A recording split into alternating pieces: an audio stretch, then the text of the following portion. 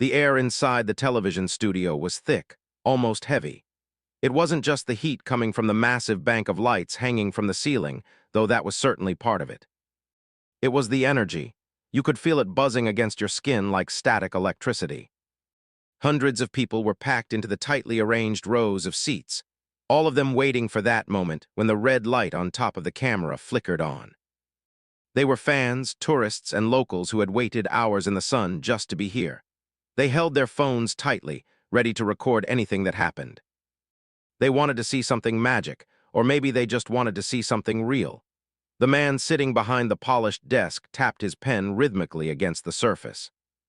He was the host, the king of this particular castle for the next hour. He adjusted his cuffs, checking the reflection in the black monitor to make sure his hair was sitting perfectly in place. He had done this 1,000 times. He knew how to read a crowd, how to work the angle, and most importantly, he knew how to make people talk. But lately, the ratings were a sticky problem. The world moved fast now. People didn't just want polite chats about movies and new diet plans. They wanted drama. They wanted to see the rich and famous taken down a peg. They wanted the host to be the one holding the knife. He looked out at the audience, flashing a quick, practiced smile that didn't touch his eyes. He was a professional. He could make anyone feel like they were his best friend, and in the next breath, he could make a joke at their expense that would leave the whole room laughing. He fed on that energy. It was like a drug to him. Tonight, he needed a hit. The guest list said he was interviewing one of the biggest movie stars in the world. A man known for being kind, for being private, and for being a little bit mysterious. The host looked at his blue index cards. The questions there were boring. They were safe. They were about stunts and filming locations. The host crumpled the edge of the card slightly with his thumb. He didn't want safe. Safe didn't get millions of views on the internet. Safe didn't get people talking the next day at the water cooler. He looked toward the side of the stage where the producers were standing behind the cameras, giving signals. He felt that itch to shake things up. He decided then and there that he wasn't going to stick to the script. He was going to poke the bear. He was going to see if this nice guy image was just a mask or if there was something real underneath it. He wanted a reaction. Suddenly, the band kicked in. It was a loud, brassy tune that vibrated through the floorboards and up into the soles of everyone's shoes. The announcer's voice boomed over the speakers, deep and exaggerated, introducing the guest. The lights panned over the crowd, highlighting the excitement on their faces. People were standing up, craning their necks to get a look at the curtain area. When Keanu Reeves walked out, the reaction was immediate and loud. It wasn't just polite applause, it was a roar. It was the kind of noise you make when you see someone you actually admire, not just someone you recognize from a poster. Keanu didn't strut. He didn't wave his hands over his head like a boxer entering the ring. He walked with a loose, easy stride. He looked a little tired, maybe a little worn around the edges, but his eyes were bright. He was wearing a simple, dark suit that looked like it had been worn a few times before. It wasn't flashy. It looked comfortable. He walked through the blinding lights, squinting slightly as he adjusted to the glare. He smiled at the audience, a genuine, crooked smile that made him look like a kid who was just happy to be invited to the party. He took his time getting to the chair. He stopped to shake hands with a few people in the front row, not a quick glance and grab, but a real two-handed shake. He looked a young man in the eye and nodded. He high-fived an older woman who was beaming at him. The crowd loved him for it. It was obvious he wasn't treating this like a chore or a business transaction. He was actually there with them. The host watched all of this from his desk. He felt a strange irritation bubble up in his chest. This wasn't the usual Hollywood ego trip. Most guests came out with a shield up, ready to be charming but keeping their distance. They were performative. This guy felt accessible, and in the host's mind, accessible meant boring. Or worse, it meant vulnerable. Vulnerability was something you could exploit. The host didn't like how easily the crowd melted for him. It felt too easy. Keanu finally made it to the center of the stage. He walked over to the desk and extended his hand. The host stood up, switching his game face back on. They shook hands. "Good to see you," Keanu said. His voice was quiet, raspy, and sounded completely natural. No microphone tricks could make a voice sound that grounded. "Thanks for having me. Good to have you here," the host said, his voice booming and smooth, trained to cut through the noise of the studio. "We are very excited." They sat down. Keanu settled into the plush chair, leaning forward slightly with his elbows on his knees. It was a posture of listening, not of posing. He looked at the host, ready for whatever was coming. The audience finally stopped clapping and sat down, a hush falling over the room. The silence buzzed with anticipation. The host looked down at his cards one last time. He pushed them aside. He looked up at Keanu, then at the camera, then back at Keanu. He smiled a sharp, calculated smile. The studio lights hummed above them, hot and unforgiving. The host cleared his throat, ready to steer the ship into dangerous waters. Completely unaware that the man sitting across from him was built of something much stronger than Hollywood ego. The first few minutes of the interview floated by like a gentle breeze. They were safe, polite, and entirely forgettable, exactly the kind of television filler that puts people to sleep. The host asked about the new movie. He asked about the stunts. He asked how long it took to film. Keanu answered each question with thoughtfulness. He didn't just give the standard, it was great answers that most actors gave. He talked about the training. He talked about the bruises. He smiled when he mentioned the stunt team, giving them all the credit for making him look good. He leaned forward when he spoke, his hands moving softly to describe a scene. The audience seemed to enjoy it well enough. They laughed at the right moments and clapped when Keanu described a near miss on set. But the host was getting restless. He could feel the energy in the room flattening out. It was too nice. It was too respectful. He looked at the control room through the glass, imagining the producer shouting in his earpiece to pick up the pace. He needed a spark. He needed something viral. He looked down at his note cards again and felt a wave of boredom wash over him. He didn't care about the choreography of a fight scene. He wanted to get under the skin. The host cleared his throat loudly, cutting Keanu off in the middle of a sentence about the cameras they used. Okay, that's fascinating stuff, the host said, his voice shifting gears. It became sharper, faster. We all know you can run fast and punch bad guys. We have seen the movies a million times, but let's talk about the real stuff. The stuff the internet is obsessed with. Keanu stopped talking. He blinked, surprised by the interruption, but he nodded kindly. He sat back in his chair, ready for whatever the host threw at him. He assumed it would be a joke about his age or a question about a sequel. He kept his hands folded in his lap, looking open. You have this unique reputation, the host continued. He turned to the audience, raising his eyebrows to invite them in on the joke. You are the internet's boyfriend, right? The sad guy. The lonely guy? A ripple of nervous laughter went through the crowd. It wasn't a happy sound. It was the sound of people realizing they were walking into a trap. Keanu didn't flinch. He just watched the host with a calm, steady gaze. Come on, you know what I mean, the host laughed, leaning back and spreading his arms wide. There are millions of memes. You eating a sandwich on a bench. You looking at a sunset like your dog just died. It's everywhere. People love the idea that you are this tragic figure. The host paused for effect. He looked at Keanu, waiting for him to laugh along.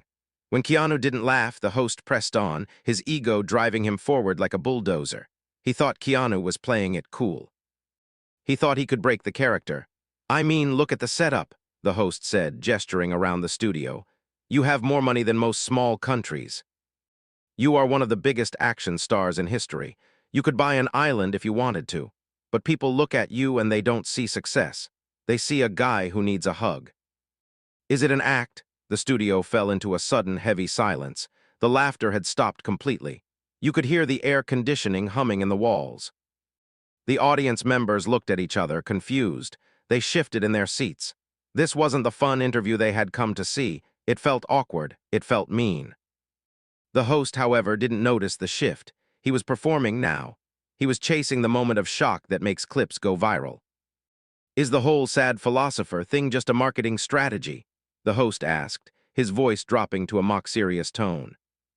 Is it easier to get roles if you look like you're carrying the weight of the world on your shoulders? Or is that just who you are? Just a lonely guy eating a sandwich. He let out a short, sharp laugh, expecting the audience to join in. Instead, the silence deepened. It was suffocating.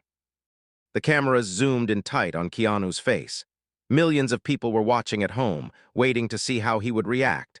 Most stars would have gotten defensive. They would have made a joke back, or they would have shut the host down with a cold stare. The host expected anger. He wanted a fight. He wanted the headlines to read, "Keanu walks off set" or "Keanu snaps at host." But Keanu didn't do any of that. He didn't look at the camera. He didn't look down at his shoes. He looked directly at the host. His expression didn't harden. If anything, it softened. He looked at the man with a sense of pity, as if he realized that the host didn't understand what he was saying.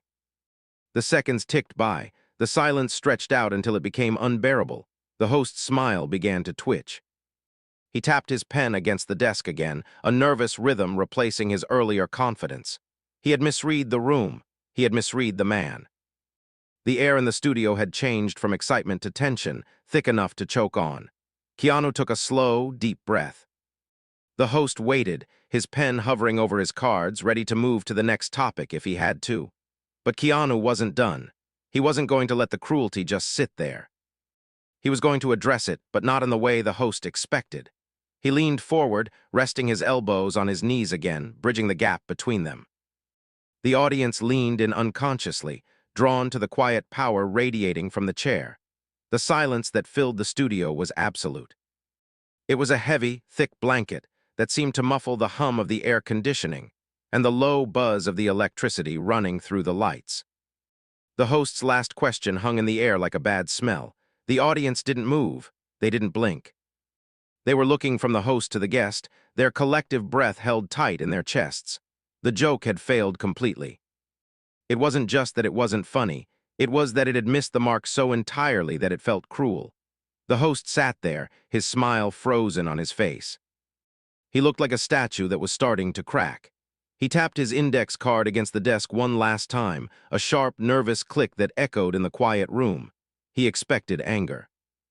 He expected the guest to stand up and walk away. He expected a shouting match. That would have been easy to handle. He knew how to edit a fight. He knew how to spin a scandal.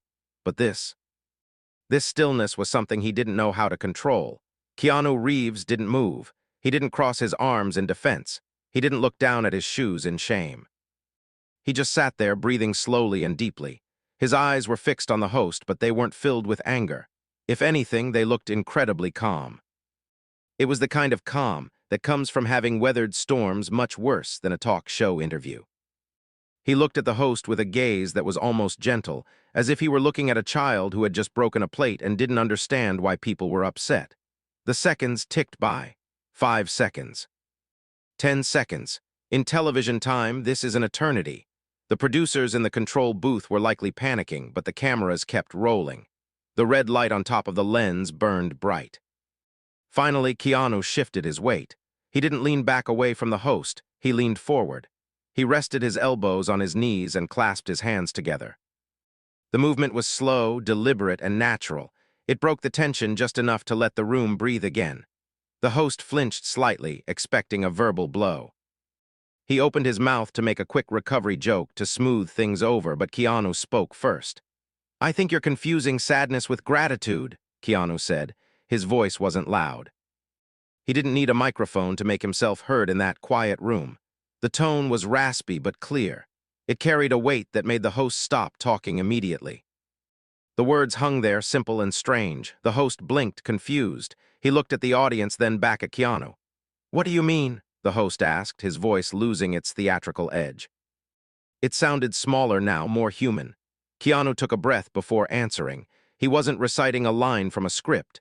He was thinking about his life, about the things he had carried with him for years. He spoke slowly, choosing his words with care. "The sadness you talk about," Keanu said, gesturing vaguely to the screen where the memes would usually be shown. "The face you see in the pictures. That isn't because I'm empty. It isn't because I'm lonely in a bad way."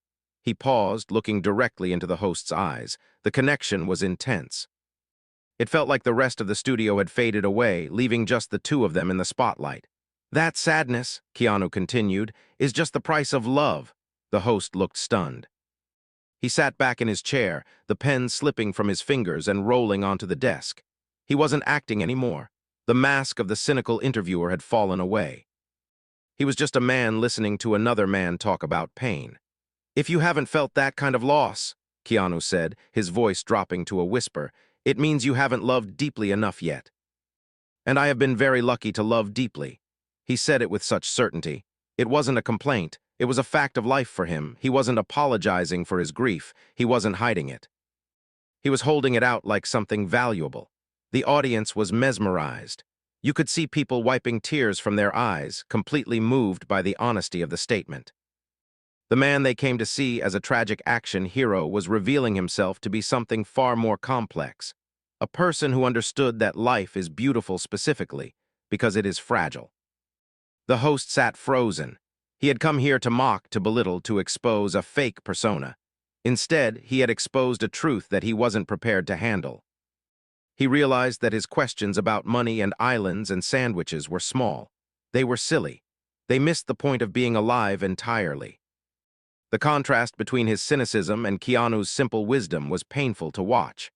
The host cleared his throat again, but this time it wasn't to change the subject. It was to hide the lump that had formed there. Keanu didn't let the moment get too heavy, though. He didn't want the room to drown in sadness. He smiled again, that same soft, crooked smile from the beginning. He sat up straighter, shifting the energy in the room from the past to the present. "I'm not alone on that bench because I'm lonely," he said, his voice picking up a bit of warmth. "I'm there because I'm taking a moment to be in the world. I'm eating my sandwich, and I'm watching the city, and I'm happy to just be there." He looked around the studio, taking in the lights, the cameras, the hundreds of people watching him. "I have a job I love," he said, gesturing to the host and the crew. "I get to tell stories, I have people I care about, I have my health. That's not a tragedy, that's a gift, and honestly, I'm just happy to be here." He said here, like he meant right here in this exact moment on this chair, talking to this person who had tried to make a joke of him. He wasn't being sarcastic. He meant it, he was present. The hostility that the host had tried to create evaporated. It couldn't survive in the face of that kind of honesty. The audience felt it too. The tension that had been holding their shoulders tight released. They weren't waiting for a fight anymore. They were witnessing a masterclass in grace. The host looked down at his hands. He felt a strange mix of emotions. Embarrassment, sure, but also something else. A strange sense of peace. He looked up at Keanu, and for the first time that night he saw him, not the movie star. Not the meme, just a man. A man who had seen the worst of life and decided to be kind anyway. Keanu leaned back in his chair, comfortable again. He had answered the question, but he had done it on his own terms. He had disarmed the attack without ever raising his voice. He had turned a moment of mockery into a moment of connection. The silence that returned to the studio this time wasn't awkward or heavy. It was respectful. It was the silence of people realizing they had just heard something true. The silence that settled over the studio after Keanu stopped speaking was very different from the one before. It wasn't an awkward or heavy silence. It was peaceful. It felt like the air had cleared after a summer storm. The thousands of little noises that usually fill a TV set, the shuffling of feet, the quiet whispers, the cameras zooming in and out, all seemed to stop. No one wanted to break the moment. The truth of what Keanu had said was hanging in the air, and everyone was taking a moment to let it soak in. The host sat perfectly still. For a long time, he just looked at the top of his desk. He didn't look at the audience, and he didn't look at the cameras. The sharp, sarcastic mask he had worn at the start of the show was completely gone. It had slipped away the moment Keanu started talking about love and grief. The host felt a strange tightness in his chest, a lump in his throat that he couldn't swallow down. He looked down at his blue index cards, the ones with the mean jokes written on them. Suddenly they seemed ridiculous. They seemed small. They looked like they belonged to a child who didn't understand how the world worked. He realized he had tried to punch up, trying to knock a hero off a pedestal, not realizing that the hero wasn't standing on a pedestal at all. He was just standing on the ground right next to everyone else.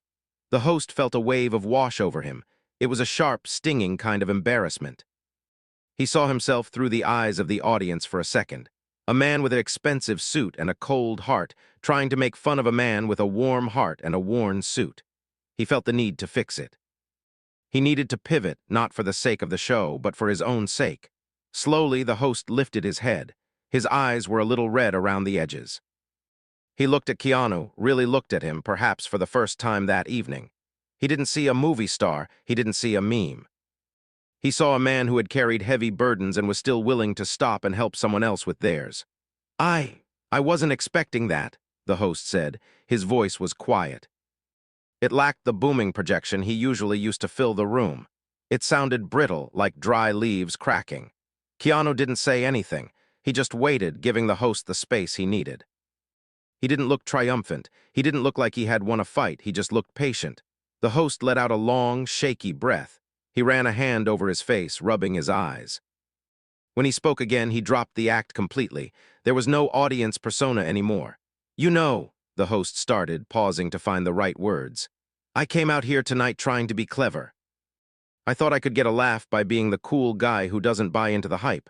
I thought I could tease you about being sad." He stopped and shook his head slowly. "But listening to you, I realized I was the one who was confused. I was confusing silence with emptiness. And I was confusing kindness with weakness." The audience was leaning forward so far that some people were nearly standing. They were witnessing a rare moment on television, a moment of genuine human connection. They could see the walls coming down. "What you said about grief," the host continued, his voice getting a little stronger, "about the price of love. I think I needed to hear that. I think a lot of us out here needed to hear that. We spend so much time running away from the hard stuff, pretending everything is perfect for the cameras. But you just sat there and told the truth. And it was the most beautiful thing I've seen on this stage in a long time." The host looked down at his stack of cards again. He picked them up, looked at the top one, and then tossed the whole stack into the air. The blue cards fluttered down to the floor, mixing with the dust under the desk. The audience gasped softly, then a few people began to clap. "I don't need these anymore," the host said. He turned back to Keanu, his expression open and honest. "Thank you. Thank you for not getting angry. Thank you for being real. And honestly, thank you for being here. It really is a gift to have you." He reached out his hand, not in the formal, quick handshake way that starts interviews, but in a real way. His palm was open. Keanu smiled. It was a warmer smile than before, if that was even possible. He saw that the host had let his guard down. He saw the human being underneath the TV personality. Keanu reached out and took the host's hand, but he didn't just shake it. He covered the host's hand with his other hand, holding it firmly between both of his. It was a gesture of grounding, a way of saying, "We are okay. We are all just walking each other home," Keanu said softly, almost too quietly for the microphones to catch. The host nodded, his eyes shining. He didn't let go of Keanu's hand immediately. He held on for a second longer, drawing strength from that simple contact. The dynamic in the room had shifted so violently it felt like gravity had changed. The predator had become the student. The cynic had become the believer. The audience, sensing that the moment was breaking, began to erupt. At first, it was just a few people clapping, scattered throughout the rows. Then more people joined in. Within seconds, it wasn't just clapping anymore. It was a roar. It was a standing ovation. People were rising to their feet, not because a producer told them to, but because they felt compelled to. They were cheering for the host for having the courage to change, and they were cheering for Keanu for having the strength to stay kind. The noise was deafening, a wave of sound that washed over the stage. The host looked out at the sea of people, his face flushed. He laughed, a real, surprised laugh. He looked at Keanu, who was chuckling softly, looking a little shy about all the attention. "I think we made a mess," the host shouted over the noise, gesturing to the cards on the floor. "But it's a good mess," Keanu replied, shrugging his shoulders. The host turned to the camera, a signal that the segment was ending, but the energy was far from finished. The red light on the camera seemed to pulse with the heartbeat of the room. The host took a deep breath, centering himself. The tension that had been poisoning the air was gone, replaced by a feeling of lightness. He felt lighter than he had in years. He realized that you don't have to be hard to be strong. You don't have to mock to be entertaining. Sometimes, the most powerful thing you can do is just sit there and listen. As the applause began to settle slightly, the host leaned back in his chair, but he didn't cross his arms. He kept his body open. He looked at Keanu with a look of deep respect. The show would go to a commercial break soon, but this moment, this real moment of connection, was something that wouldn't be cut by the editors. It was the kind of moment that people would remember long after the jokes were forgotten. The applause inside the studio did not fade away quickly. It grew and grew, turning into a thunderous roar that bounced off the walls and the ceiling. It wasn't the polite clapping you usually hear when a guest first walks out. This was something raw and real. People were standing up, some of them wiping tears from their eyes, others just cheering at the top of their lungs. They were cheering for Keanu, but they were also cheering for the host. They were cheering for the fact that, for a few minutes, the artificial barrier between television and real life had broken down. The host sat there for a moment, letting the sound wash over him. He looked out at the sea of people with a look of genuine disbelief. He had been doing this job for years, chasing ratings and moments that would go viral, but he had never felt anything like this. It wasn't a rush of adrenaline from a clever joke. It was a feeling of warmth, of connection. He felt lighter, as if a heavy coat he had been wearing for a decade had suddenly fallen off his shoulders. He looked at Keanu, who was sitting quietly amidst the chaos. The actor wasn't basking in the applause. He had a humble look on his face, his head tilted slightly down, giving a small, shy wave to the audience. He looked like he wanted to shrink away from the noise, but he was accepting it with grace. He understood that the applause wasn't just for him. It was for the truth he had spoken.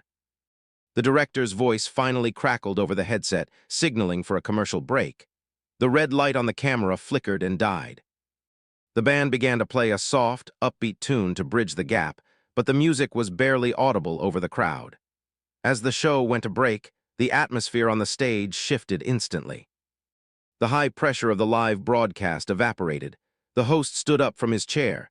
He didn't retreat behind his desk or check his phone.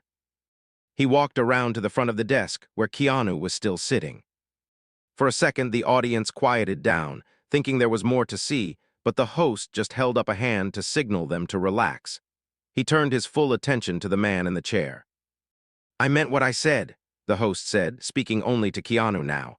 His voice was low, meant just for the two of them, though the microphone still picked it up.